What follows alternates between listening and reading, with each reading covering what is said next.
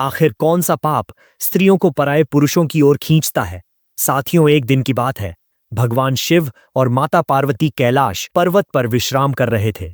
चारों ओर शांति थी, दिव्यता थी। उसी समय वहां आते हैं देवर्षि नारद, जिनका काम है लोगों की खबर लाना और परमात्मा तक सच्ची बात पहुंचाना। जैसे ही नारद जी पहुंचे, उन्होंने बड़े आदर से भगवान शिव और मां पार्वती को प्रणाम किया और बोले, हे प्रभु, आप सदा की तरह विजयी रहें। आप ही इस सृष्टि की शुरुआत हैं और आप ही इसका अंत भी। आज मैं पृथ्वी लोक पर गया था और वहां मैंने एक विशेष दृश्य देखा। शिवजी ने ध्यानपूर्वक देखा और कहा, कहिए नारद जी, क्या देखा आपने? नारद बोले, प्रभु, मैंने देखा कि बहुत सी स्त्रियां आपकी सच्चे मन से पूजा कर रही थीं। कोई शिव महापुराण का पाठ कर रही थी, कोई सोमवार का व्रत रख रही थी, कोई निर्जल उपवास में तप रही थी। सबका एक ही सपना था, उन्हें भी ऐसा पति मिले जैसा आप हैं। आपकी और मां पार्वती की जोड़ी को आदर्श मानकर वे अपनी भावी जिंदगी की कल्पना कर रही थीं। यह देखकर मन प्रसन्न हो गया प्रभु। पर नारद जी थोड़े धीमे हुए। इसी धरती पर मैंने कुछ और भी देखा जो मन को विचलित कर गया। कुछ स्त्रियां जिन्होंने विवाह किया है, जिनके पति हैं, वे चुपचाप परायों से शारीरिक संबंध बना रही थीं। पति को धोखा देकर वे ऐसे ऐसे काम कर रही थीं जो धर्म, रिश्ते और आत्मा तीनों के लिए कलंक बन जाए। हे महादेव, यह देखकर मेरे मन में 3 सवाल उठे और आज मैं उन्हीं का उत्तर जानने के लिए आपके चरणों में आया हूं। कृपा करके मेरे संशय दूर करें। भगवान शिव शांत थे, पर उनके चेहरे पर गंभीरता थी। उन्होंने कहा, नारद, तुम निसंकोच होकर अपने प्रश्न पूछो।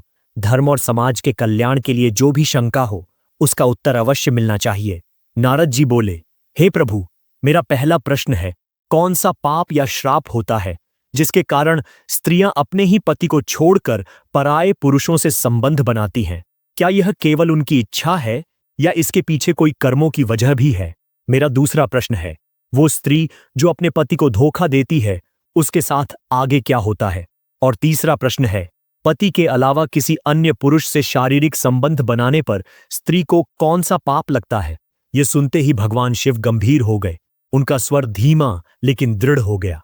फिर उन्होंने कहा, हे नारद मुनि, आपने जो प्रश्न किए हैं वो केवल व्यक्तिगत नहीं, बल्कि पूरे समाज, धर्म और आत्मा के कल्याण से जुड़े हैं।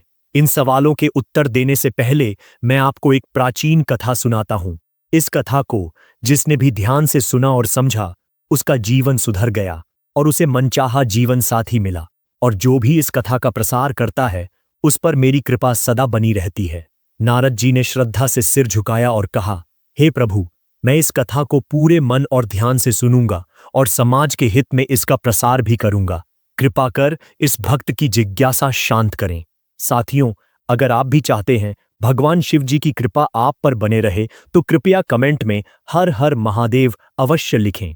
तो साथियों, फिर भगवान शिव नारद जी से कहते हैं, हे नारद मुनि, तुम्हारे तीनों प्रश्न कि स्त्रियां पराये पुरुषों की ओर क्यों आकर्षित होती हैं, पति को धोखा देने वाली स्त्री का क्या परिणाम होता है और ऐसे संबंधों से उन्हें कौन सा पाप लगता है, इन सभी का उत्तर इसी कथा में छुपा हुआ है।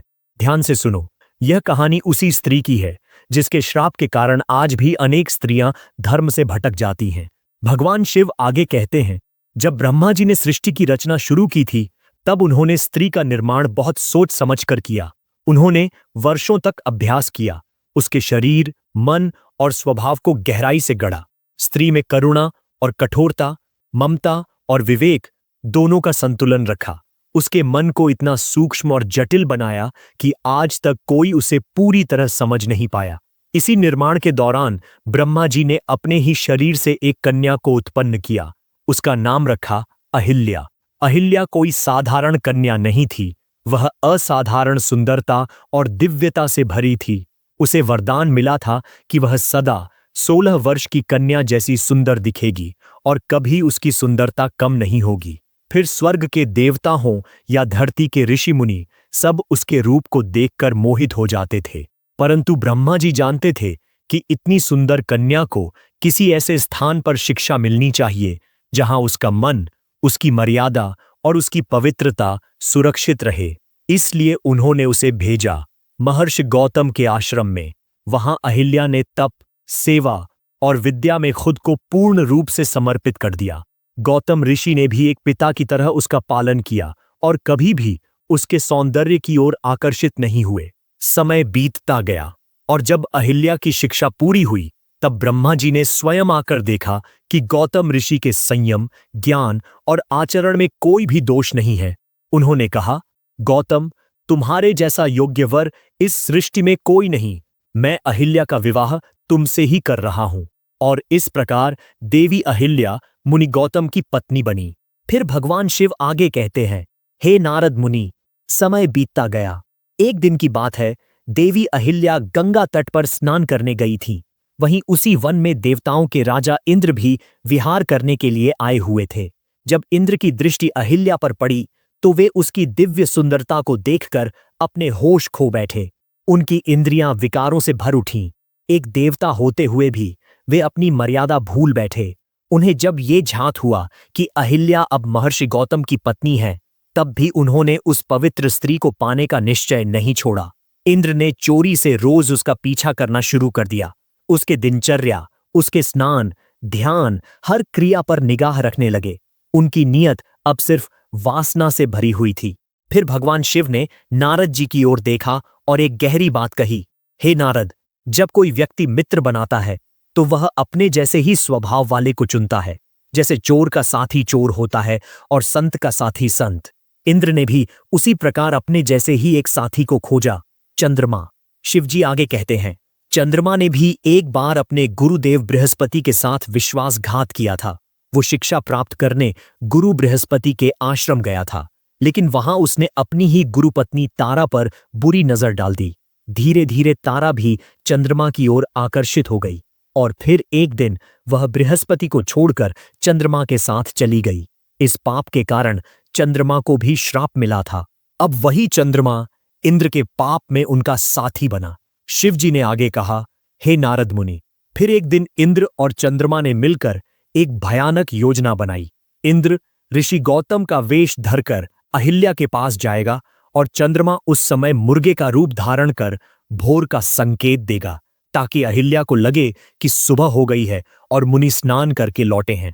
फिर जैसे ही रात्रि का दूसरा प्रहर समाप्त होने को आया, वैसे ही चंद्रमा, जो मुर्गे का रूप धारण कर चुका था, उसने तेज आवाज में बांग दी, मानो सुबह हो गई हो। महर्षि गौतम उस बांग की आवाज सुनकर उठ गए। वे सोचने लगे, भोर हो गई है, और फिर स्नान के लिए गंगा तट की ओर निकल गए। उन्हें तनिक भी आभास नहीं था कि उसी समय एक बहुत बड़ा विश्वासघात उनकी कुटिया में घटित होने वाला है। उधर ऋषि का वेश धरकर देवराज इंद्र कुटिया में प्रवेश कर गए। जब इंद्र ने अहिल्या के सामने स्वयं को गौतम मुनि बताया तो अहिल्या थोड़ी चकित हुई। उन्होंने संदेह भरे स्वर में कहा, स्वामी, अभी तो आप गंगा स्नान करने के लिए गए थे, फिर इतनी जल्दी कैसे लौट आए? क्या कोई परेशानी है? तब इंद्र ने, जो अब तक मुनि का भेष ओढ़े था, अपनी असली वासना को छुपाते हुए कहा, हे देवी, मेरे मन में अचानक काम की भावना जाग गई है। मैं चाहता हूं आप इसे शांत करें, फिर मैं पूजा पाठ और स्नान को चला जाऊंगा। यह सुनकर अहिल्या आश्चर्यचकित हुई। शर्माते हुए और धर्म की मर्यादा को समझते हुए उन्होंने कहा, स्वामी, अभी तो प्रातःकाल है, इस समय ऐसा करना उचित नहीं लगता। आपका मन संयम में रहना चाहिए, क्योंकि आप तपस्वी हैं, ऋषि हैं।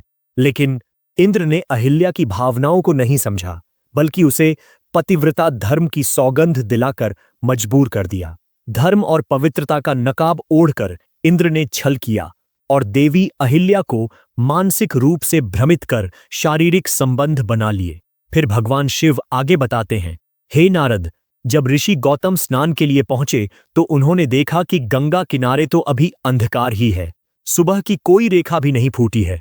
उन्हें तुरंत समझ आ गया, यह कोई सामान्य बात नहीं है, कुछ गलत हुआ है, कुछ धोखा हुआ है। वे तुरंत गंगा से लौटे और जैसे ही अपनी कुटिया में पहुंचे, उन्होंने देखा एक और गौतम मुनि वहां पहले से मौजूद है, जो उनकी पत्नी अहिल्या के साथ भोग में लिप्त है। यह दृश्य देखकर ऋषि गौतम के नेत्रों से अग्नि की ज्वाला फूट पड़ी। उनका रोम रोम क्रोध से कांप उठा। उन्होंने जोर से कहा, इंद्र, तू समझता है तेरा छल छिप जाएगा? फिर उन्होंने देखा एक ओर उनकी पत्नी अहिल्या, जिसकी आंखों में ग्लानि और पश्चाताप था, और दूसरी ओर स्वयं को मुनि कहने वाला वो इंद्र वस्त्र पहनने की कोशिश कर रहा था। तब ऋषि गौतम गरजे, हे दुष्ट नारी, आज तूने अपना पतिव्रता धर्म तोड़ दिया है। तूने न सिर्फ मुझे बल्कि संपूर्ण नारी जाति को कलंकित किया है। क्या तुझे अपने और पराये में कोई फर्क नहीं रहा? क्या तूने देवी होकर भी यह नहीं जाना कि मर्यादा और वासना में कितना बड़ा अंतर होता है? इस पाप का फल सिर्फ तू ही नहीं, समस्त स्त्री जाति भोगेगी। आज मैं तुझे श्राप देता हूं, तेरी काम वासना कभी शांत नहीं होगी। तू सदा भोग विलास की चाह में उलझी रहेगी। धर्म और विवेक को भूलकर तू मोह के जाल में फंसी रहेगी। यह श्राप केवल अहिल्या के लिए नहीं था, बल्कि उस हर स्त्री के लिए था जो पतिव्रता धर्म से भटक जाती है। फिर शिवजी बोले, हे नारद, जैसे ही यह श्राप अहिल्या को मिला, वह ऋषि गौतम के चरणों में गिर पड़ी। रोते रोते उसने विनती की, स्वामी, मैं पापिनी हूं, लेकिन मैं मूर्खता में बहक गई। मैंने जानबूझकर नहीं, भ्रमित होकर यह अपराध किया। मुझे क्षमा करें, मुझे फिर से अपने प्रेम और विश्वास का पात्र बना ले। पर ऋषि गौतम का क्रोध शांत नहीं हुआ। उन्होंने कहा, तूने केवल एक पत्नी का धर्म नहीं तोड़ा, बल्कि एक गुरु, एक तपस्वी, एक देवता के सम्मान को पैरों तले कुचल दिया। ऐसे अपराध को क्षमा करना संभव नहीं। आज से तेरा शरीर पत्थर का हो जाएगा। तू उस समय तक पाषाण रूप में पड़ी रहेगी, जब तक कोई सच्चा तपस्वी तेरे अंतःकरण को फिर से पवित्र न कर दे। फिर उधर ऋषि गौतम ने जैसे ही इंद्र और चंद्रमा की ओर देखा, वे दोनों अपने असली रूप में आ गए और मुनि के चरणों में गिर पड़े। वे गिड़गिड़ाने लगे, क्षमा करें, हमसे भूल हुई, हम पाप के वश में हो गए। लेकिन ऋषि गौतम ने क्रोध में अपने कमंडल से जल उठाया और कहा, हे इंद्र, तूने जिस स्त्री के यौन सुख की लालसा में मुनि का रूप धारण कर छल किया, तेरे इस पाप का परिणाम यह होगा, तेरे शरीर पर हजारों योनियां उभर आएंगी। लोग तुझे देखकर घृणा करेंगे और तुझ पर हंसेंगे। फिर उन्होंने चंद्रमा की ओर देखा। तू जो अपने गुरु की पत्नी को लेकर भागा, तू जो आज भी वासना के साथी बना फिर रहा है, तुझे भी इसका दंड भोगना होगा। भगवान शिव ने आगे कहा, हे देवर्षि नारद, जब यह घटना घटी और ऋषि गौतम का श्राप पूरी तरह प्रभावी हो गया, तब ब्रह्मा जी सहित समस्त देवगण वहां उपस्थित हुए। वे इस भयानक स्थिति को देखकर अत्यंत दुखी हुए, किंतु वे भी इस श्राप को टाल नहीं सके, क्योंकि यह किसी साधारण पुरुष का नहीं, बल्कि एक तपोनिष्ठ ब्रह्म ऋषि का श्राप था। ब्रह्मा जी ने विनती करते हुए ऋषि गौतम से पूछा, हे महर्षि, क्या इस दंड से कोई मुक्ति का मार्ग है? क्या यह देवी सदा के लिए पत्थर बनी रहेंगी? तब ऋषि गौतम ने गहरी सांस लेते हुए कहा, त्रेता युग में जब स्वयं श्री हरि विष्णु श्री राम रूप में पृथ्वी पर अवतरित होंगे, तो वे जब इस स्थान से गुजरेंगे और अपने पावन चरणों से इस पाषाण रूप को स्पर्श करेंगे, तभी यह स्त्री इस श्राप से मुक्त होगी। तब तक इसकी आत्मा यमलोक में रहेगी और वहां घोर नरक की यातनाएं झेलेगी। वह केवल नरक में ही नहीं, बल्कि इसके पश्चात उसे तुच्छ योनि में जन्म लेना होगा, पशु की भांति जीवन जीना होगा, जब तक उसका पाप पूर्णतः शुद्ध नहीं हो जाता। हे नारद मुनि, वहीं दूसरी ओर जैसे ही ऋषि गौतम का श्राप प्रभावी हुआ, देवराज इंद्र के शरीर पर हजारों योनियां प्रकट हो गईं। यह देख समस्त देवता उनका उपहास करने लगे। कोई हंस रहा था, कोई चिढ़ा रहा था। इंद्र अत्यंत लज्जित होकर सिर झुकाकर खड़े हो गए। तब उन्होंने ऋषि गौतम से प्रार्थना की, हे महामुनि, मैं अपराधी हूं, किंतु कृपया मुझे इस अपमान से मुक्ति दिलाए। ऋषि गौतम का हृदय यद्यपि क्रोधित था, परंतु उन्होंने देवताओं का सम्मान रखते हुए कहा, इन समस्त योनियों को अब मैं आंखों में बदल देता हूं। अब ये केवल दृष्टि रूप में रहेंगी, जिससे तू संसार को देखेगा, पर तेरा पाप तब तक क्षीण नहीं होगा जब तक तू पश्चाताप पूर्वक तप नहीं करेगा। इसी कारण इंद्र को सहस्र नेत्र कहा जाने लगा, अर्थात 1000 नेत्रों वाला। फिर भगवान शिव ने कहा, हे नारद मुनि, अब तुम जान गए कि क्यों स्त्रियां जब पतिव्रता धर्म से भटकती हैं तो उनके जीवन में भोग, दुख, पीड़ा और नरक आता है। जो स्त्री अपने धर्म और मर्यादा का पालन करती है, वह मेरी कृपा की पात्र बनती है। उसका जीवन पवित्र, शांत और कल्याणकारी होता है। किंतु जो स्त्री परपुरुष के संग जाती है, उसके सारे व्रत, तप, उपवास निष्फल हो जाते हैं, उसके पुण्य शून्य हो जाते हैं और वह जन्म जन्मांतर तक पीड़ा सहती है। हे नारद, आपके तीसरे प्रश्न के अनुसार जो स्त्री अपने पति को धोखा देती है और किसी पराये पुरुष के साथ शारीरिक संबंध बनाती है, तो उसका हर एक पुण्य नष्ट हो जाता है। उस स्त्री के द्वारा किए गए व्रत, पूजन, दान, उपवास सब अशक्त और निष्फल हो जाते हैं। उसकी आत्मा अंधकार में डूब जाती है और वह जन्म जन्मांतर तक पीड़ा और तृष्णा में भटकती रहती है। और जो पुरुष किसी स्त्री के साथ जबरदस्ती, छल या प्रलोभन से शारीरिक संबंध स्थापित करता है, उसे भी मृत्यु के पश्चात सीधे नरक लोक में भेजा जाता है। उसके पाप का बोझ इतना भारी होता है कि अगले जन्म में उसे किन्नर की योनि प्राप्त होती है। हे नारद, जो भी स्त्री या पुरुष अपने विवाह के पवित्र बंधन को तोड़ते हैं या अपने जीवन साथी के साथ धोखे और छल से व्यवहार करते हैं, उन्हें इहलोक में भी बीमारी, अशांति, रिश्तों में दरार और पारिवारिक विघटन जैसे कष्ट झेलने पड़ते हैं।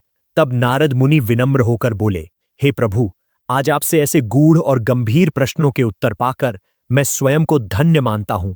अब मैं इन कथाओं को पूरे जग में प्रसारित करूंगा ताकि लोग धर्म, मर्यादा और चरित्र का महत्व समझ सकें। तो साथियों, ये थी भगवान शिव और नारद मुनि की वह संवाद कथा जो प्रत्येक स्त्री पुरुष को जीवन में धर्म, सच्चरित्रता और पवित्रता के महत्व की गंभीर सीख देती है। अगर आप चाहते हैं कि आपके जीवन में सद्बुद्धि, सुख और शिव की कृपा बनी रहे, तो इस कथा को श्रद्धा और सतर्कता से जीवन में अपनाएं और कृपया कमेंट में हर हर महादेव अवश्य लिखें। और शिव जी के इस ज्ञानवर्धक कथा के लिए वीडियो को एक लाइक जरूर करें और चैनल को सब्सक्राइब करना न भूलें। साथ ही इस कथा को अधिक से अधिक लोगों तक जरूर पहुंचाएं। आप सभी का हृदय से धन्यवाद। जय भोलेनाथ।